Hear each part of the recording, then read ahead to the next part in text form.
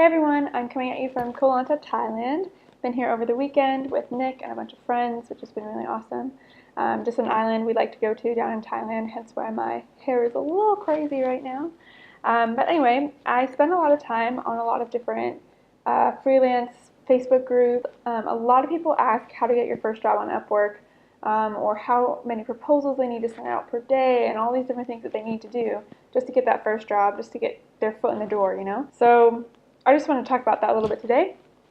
The first thing that I want to cover, and I feel like I need to address just to get out of the way, is don't sell yourself too cheap. I see so many people recommending that, like, oh, sell, like just do something for like $4 an hour or $2 an hour or something ridiculous, and then you just get your first few jobs under your belt, get reviews under your belt, and then you can raise your price. Well, if you do this, it's going to be your runway for getting from like $4 an hour to $30 an hour is going to be a lot longer, because clients are going to see previous reviews. You can see on your profile how much someone paid you, and they're going to see, oh, they're only charging $4 an hour. Why should I pay them $15 an hour? So if you start, I would honestly say like 15 to 20 an hour is what I recommend, because that's where I started. 10 would, I think, be the absolute lower limit, like $10 an hour. Start projects at that rate, because anything lower, you're going to be in a fairly flooded marketplace, competing with a lot of other people that can afford to do high quality work for low dollar, because they're in countries like Pakistan, countries like India, and living within that economy and that system, so they, it works for them. But when you're a Westerner especially, then you need to sell yourself at higher, and you need to put yourself in that marketplace. And like I said, I know people that have had success with starting at $4 an hour and just getting those real cheap jobs, but I really don't recommend it, because your runway is going to be so much longer. I think it's a lot better to, even do $10 an hour, $15 an hour. Try and get that first job at that rate, and then build your way up.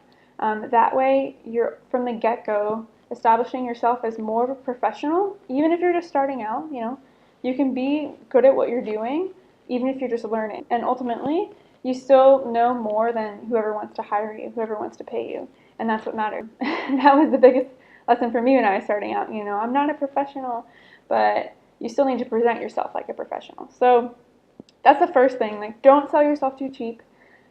Start, I would recommend, between 10 to 20 an hour, depending on your category and your service, your skill. Possibly even higher, 15 to 20 an hour might be better. Second one, I really love this tactic. I call it the Advertise High, Bid Low. So I still use it, to be honest, even though I'm charging anywhere from $95 an hour and up. What you do is you list your profile rate at, say, 20 an hour, and then bid for projects at 15. So what this does, I think, psychologically, is it makes you appear more like a professional, because you're establishing your worth at a certain rate, at a certain level, but then you're giving the client this good deal. You're giving the impression that you're willing to kind of lend a hand and give them a discount, especially when you're dealing with clients in this range of 10 to 30 an hour, I've found. A lot of them don't have big budgets. A lot of them are self-starter businesses. When you're offering to give a good deal to them, I think it goes a long way. So I love using that tactic. I use it all the time. For instance, right now my profile rate's like at 120, and I'll regularly end jobs at 105, 110, because it gives that impression that I'm giving a deal.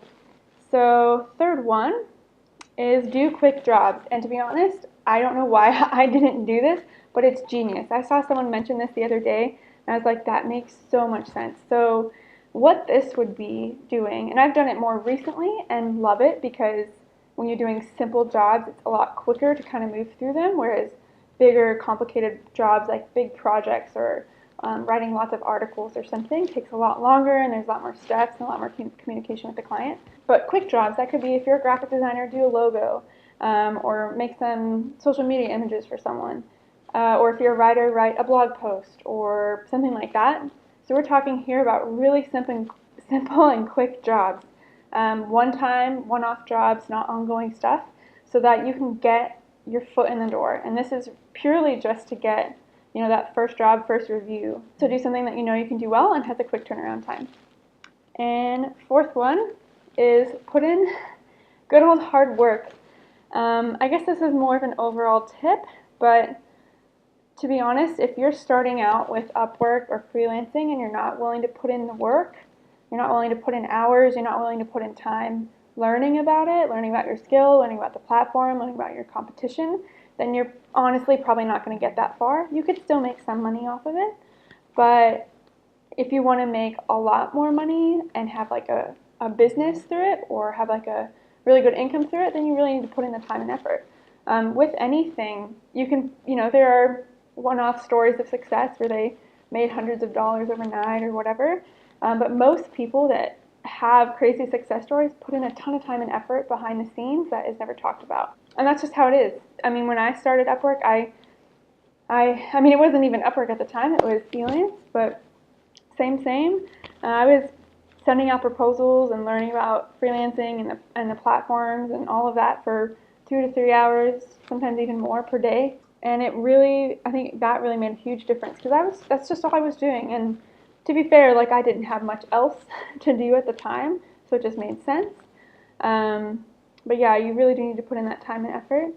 And to clarify, when I said I was playing or looking for jobs and working on Upwork stuff for 2 or 3 hours straight, a lot of that was spent trying to find good jobs that fit my current skill set and skill level too, and then crafting a good proposal. So that's not saying I spent 2 to 3 hours just like sending out like mass proposals to all the jobs that I could find, right? That's spending 2 to 3 hours looking through all the jobs within the category that I fit in and seeing which of these jobs fit me, what do I think about the client, how they're presenting themselves in their job description, what about the client's history, just taking time then, and then if I like the client, taking time to craft a proposal for that client, that job, and that takes a lot of time, especially if you're really putting in effort to address the client's needs and address the job that they're looking to fill.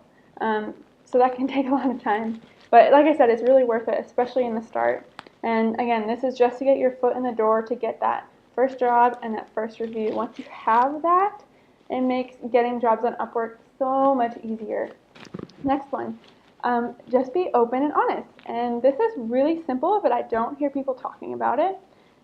And I think people often forget how simple and easy it is. But I found this to help me when I was starting out too, is just be 100% open and honest in your proposals with people and tell them your situation. Like if you're brand new to your skill, tell someone, look, I'm just learning this skill. I'm really confident I can do this for you. I'm willing to give you a slight discount, but I would really appreciate if you consider me. Be open, be honest, be humble too about it. Don't try to be slimy or salesy, in how you're pitching it to them. Just being, a normal human being. A lot of the people that hire on Upwork, a lot of them don't even know how to use the platform. They're just normal people that are trying to find a designer or a writer to help them out with their small business. So a lot of them really appreciate kind of the personal touches of just being human, and being honest. So what I've done in the past is, writing up a little something, kind of like what I just said, or even telling them, especially if you use the tactic I mentioned earlier with having your profile rate higher, say $20 an hour, and then your proposal rate at maybe something slightly lower, so 16. So then tell them straight up, say, hey, like, I'm new to this platform, I'm also slightly new to this work, but I'm really confident that I'll be a good fit for you. And because this is my first time on Upwork, I want to give you a slight deal. So instead of charging my normal rate of $20 an hour, I'm wanting to give you 16 an hour just to try things out. And if things go well, I'm happy to continue working for you at this rate, blah, blah, blah. You could do so many different things. But yeah, just be open and honest with people. People really appreciate it. Last one, I've been experimenting quite a bit with marketing yourself outside of Upwork because for me, I built, honestly, my whole freelancing business on Upwork. So that's what I know.